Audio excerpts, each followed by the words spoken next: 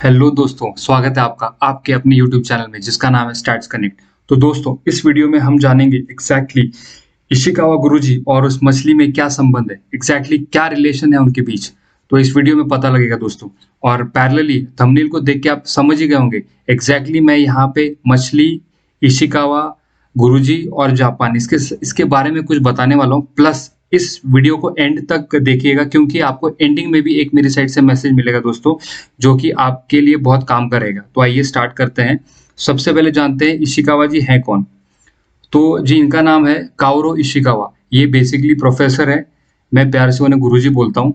और वैसे तो वो रहने वाले जापान के हैं, लेकिन वो जापान के रहने वाले हैं और वहाँ पे सी फूड काफ़ी फेमस है। उसकी वजह से इनका और मछली का कोई रिलेशन है वो तो मुझे पता नहीं दोस्तों, लेकिन एग्जैक्टली एनालिसिस या फिर क्वालिटी के पॉइंट ऑफ व्यू से क्या रिलेशन है वो हम जानेंगे। ओके। इनको शीवॉट मेडल से भी सम्मानित किया गया दोस्तों। ये जो शीवॉट जी हैं वो भी एक काफ़ी बड़ा नाम है क्वालिटी में। और आने वाली वीडियो में जब हम कंट्रोल चार्ट्स या फिर एसपीसी की बात करेंगे तो वो टाइम पे उनका नाम आएगा। तो उस वीडियो में अपन काफ़ी बेहतर तरीके से इनको और जान पाएंगे। तो फिलहाल बात करते हैं इशिकावा गुरुजी और उस मछली के बारे में। तो आइए, क्या आप तैयार हैं? So let's get started.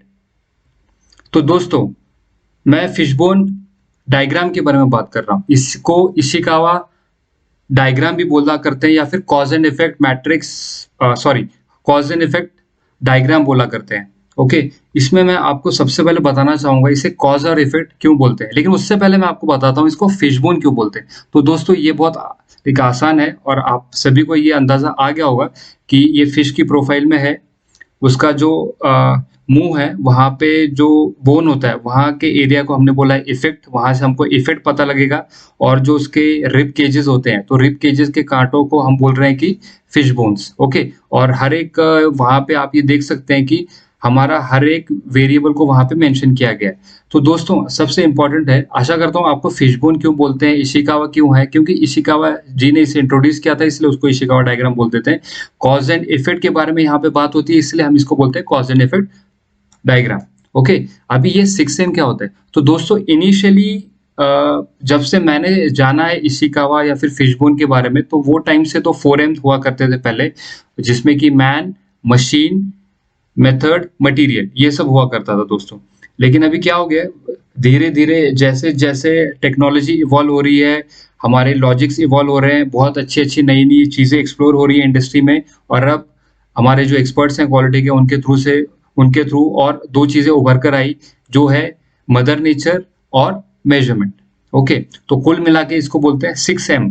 Man, machine, method, material, measurement और मदर नेचर। मदर नेचर की जगह कई बार अपन एनवायरनमेंट भी बोल देते हैं। ना तो ये समझाने में डिफिकल्ट है ना ही समझने में, इसलिए अपन ज्यादा घुमा फिरा के बिल्कुल भी बात नहीं करने वाले इसमें। सीधा मुद्दे पे आते हैं। सिंपल है दोस्तों, कोई भी प्रॉब्लम हो इंडस्ट्री में हो या फिर अपनी रियल लाइफ में हो, मैं आपको ये और अच्छे से एक्सप्लेन करूंगा आने वाली नेक्स्ट स्लाइड में, जहां पे अपन ने रियल लाइफ का एग्जाम्पल लिया है और उसके थ्रू मैंने इशिकावा के बारे में एक्सप्लेन करने की कोशिश किया है। लेकिन सबसे पहले ये समझते हैं कॉज क्या है, इफेक्ट क्या है। तो दोस्तों, ये जो चीजें हैं 6M, 1, 2, 3, 4, 5, 6, तो ये वो कैटेगरीज हैं जिनके अंडर कॉजेज आती हैं या फिर प्रोबेबल कॉजेज होती हैं, जिसकी वजह से हमें यहाँ पे प्रॉब्लम या फिर इफेक्ट आ रहा है। तो हम क्या करते हैं दोस्तों, इंडस्ट्री में क्या होता है, एक प्रॉब्लम को सॉल्व करने के लिए बहुत सारे उसके पीछे के रीजंस होते हैं, उसके पीछे होने वाली वजह होती है और वो एक नहीं होती। तो इसके लिए हमको क्या करना पड़ता है कि अपने जो CFT होती है, क्रॉस फंक्शनल टीम, उनको बुला के फिर उनके साथ ब्रेनस्टॉर्मिंग करना पड़ता है, जिससे कि हम बोलते हैं कि मटेरियल में कुछ इश्यू है क्या, तो क्या-क्या इश्यू आ सकते हैं वो यहाँ मेंशन कर दो। मशीनरी लेवल पे क्या इश्यू आ सकते हैं, तो मेंटेनेंस वालों को बुला के भैया बताओ यहाँ पे क्या-क्या दिक्कत आ सकती है। प्रोडक्शन वाले लोग प्रोडक्शन वालों से पूछ के बताते हैं मैनिंग में कुछ इश्यू है क्या, मैन पावर की ट्रेनिंग में कुछ इश्यू है क्या। ठीक वैसे ही प्रोसेस वाले लोग रहते हैं, जहाँ से मैं भी हूँ, प्रोसेस इंजीनियरिंग की साइड से कुछ प्रॉब्लम आ रहा है क्या प्रोसेसिंग में प्रोडक्ट की। मदर नेचर मतलब एनवायरनमेंट, सर्दी, गर्मी, first shift, second shift, night shift, उसके वहाँ पे कुछ एनवायरमेंटल चेंजेस हो रही हैं क्या, जिसकी वजह से हमको दिक्कत आ रही है।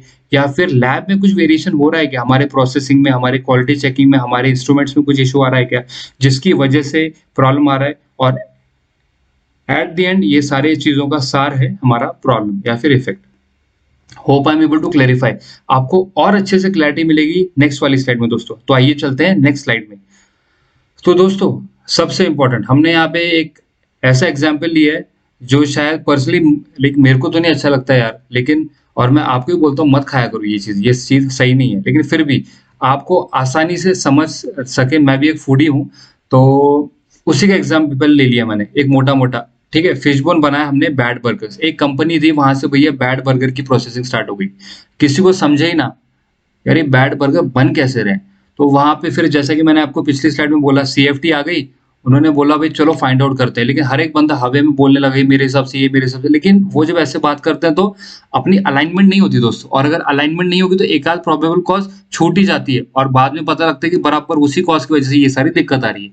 तो ये पूरा जो मेस होता है ना दोस्तों, इसको स्ट्रीमलाइन करने के लिए, सारे लोगों को अलाइन करने के लिए और बहुत स्मूथली हमारे प्रॉब्लम को सॉल्व करने के लिए अपन ये टूल यूज़ करते हैं। और थैंक्स टू काओरो इशिकावा कि ऑनेस्टली दोस्तों मैंने भी इंडस्ट्री में कई बार फिशबोन बनाया है और उससे काफ़ी हद तक सॉल्यूशन मिलता ही है, ऑलमोस्ट मिलता ही है। तो आइए स्टार्ट करते हैं एग्जांपल। तो देखो हमारी प्रॉब्लम या फिर इफेक्ट है हमारा बैड बर्गर। हमको बैड बर्गर मिल रहे हैं अपने आउटपुट में, ठीक है? लेकिन वो क्यों हो रहा है? तो अगर मशीन लेवल की बात करें तो मेंटेनेंस भाइयों ने बोला कि भैया पुअर मेंटेनेंस हो रहा है, मतलब मशीन्स का प्रिवेंटिव मिस हो गया है या फिर उसका प्रिवेंटिवली चेकिंग हो नहीं पा रहे हैं पार्ट्स की, उसकी वजह से कुछ इश्यू आ रहा है। कोई बोल रहा है कि क्लीनिंग प्रॉपर नहीं है, पुअर हाइजीन है, उसकी वजह से दिक्कत आ रहे हैं। कोई बोलता है भाई जो हमारे कुकिंग के इक्विपमेंट है उसमें दिक्कत आ रही है। तो ये सारी चीज़ें मेंटेनेंस वालों की साइड से आ गई। चलो हमने मान लिया, ओके गुड। तो ये हम सारे पॉइंट्स को लिस्ट डाउन कर लेते हैं। ठीक वैसे ही मेथड की बात करें तो मेथड में होती है रेसिपी। रेसिपी बनाने के टाइम पे एक दोस्तों एसओपी का नाम होता है, स्टैंडर्ड ऑपरेटिंग प्रोसीजर्स, जो कि हम बोलते हैं कि हर एक बंदा अलग-अलग जाएगा और अलग-अलग तरीके से अगर काम करेगा तो अलग-अलग टेस्ट आएगी, जो कि बिल्कुल नहीं कोई भी नहीं चाहता, राइट? तो उसकी वजह से एक होता है स्टैंडर्ड ऑपरेटिंग प्रोसीजर। तो मेथड के केस में भैया कुछ ऐसा हुआ है क्या? अपनी रेसिपी फॉलो नहीं हो रही है, रेसिपी में कुछ मिस्टेक हो रही है, तो वो चेक करना पड़ेगा। मटेरियल लेवल पे जो आप रॉ प्रोडक्ट या फिर रॉ मटेरियल यूज़ कर रहे हैं, आपके फाइनल प्रोडक्ट जो कि बर्गर है, वो बनाने के लिए वो फ्रेश नहीं यूज़ किया जा रहा या फिर आपके स्पेसिफिकेशन में नहीं बैठ रहा या फिर उसकी हाइजीनिक पैकेजिंग नहीं है, तो ये सारी चीज़ें यहाँ पे लिस्ट डाउन करते हैं। उसके बाद फिर चलो एनवायरनमेंट की बात करें तो यार ह्यूमिडिटी हमारा जो प्रोसेसिंग का जो बर्गर प्रोसेसिंग का जो लेट्स से रूम है या फिर एनवायरनमेंट है वो कंट्रोल नहीं है क्या? वहाँ पे ह्यूमिडिटी से रिलेटेड कुछ इश्यू आ रहे हैं क्या? कुछ मतलब क्वालिटी ऑफ फूड वहाँ पे नहीं मेंटेन हो पा रहा है एनवायरनमेंट में, तो वैसा कुछ है क्या? तो वो लिख के लेते हैं। अगर मेजरमेंट की बात करें तो लेट्स से वो बर्गर के वेइंग में कुछ इश्यू आ रहा है क्या? जो स्पाइसेस हमको पुट इन करने हैं उसको बनाने के लिए स्वादिष्ट, उसमें कुछ इश्यू आ रहा है क्या? तो वहाँ पे वेइंग मशीन फेल हो रही है क्या? बाकी कुछ जो इंस्ट्रूमेंट है जो चेक करते हैं सारे हमारे क्वालिटी पैरामीटर्स, वहाँ पे कुछ मिस्टेक हो रही है क्या? तो वो भी चेक करना। ये बहुत इंपॉर्टेंट है। कई बार तो क्या होता है दोस्तों कि अपन है ना मेजरमेंट को लास्ट में रख लेते हैं और अपन यहाँ लगे रहते हैं, सारे फैक्टर्स पे काम कर रहे हैं और कुछ सॉल्यूशन ही नहीं आ रहा। बाद में पता लगता है भैया मेजरमेंट में इश्यू था। तो इसलिए दोस्तों ये हर एक का जो एस्पेक्ट है ना ये बहुत इंपॉर्टेंट है एनालिसिस में, और ये हमारी रियल लाइफ में भी उतना ही इंपॉर्टेंट है दोस्तों। अभी ये देखो रियल लाइफ एग्जांपल है, ठीक है? ठीक वैसे ही आप है ना मतलब आप पढ़ाई क्यों नहीं करते? मैं पढ़ता नहीं हूँ, उसके लिए भी आप इशिकावा बना सकते हैं। हालाँकि आपने वो बराबर सही से बनाना चाहिए और मैं जानता हूँ मम्मी-पापा जनरली सही बना देंगे। जोक्स अपार्ट, एक लास्ट रह गया हमारा मैनिंग पे।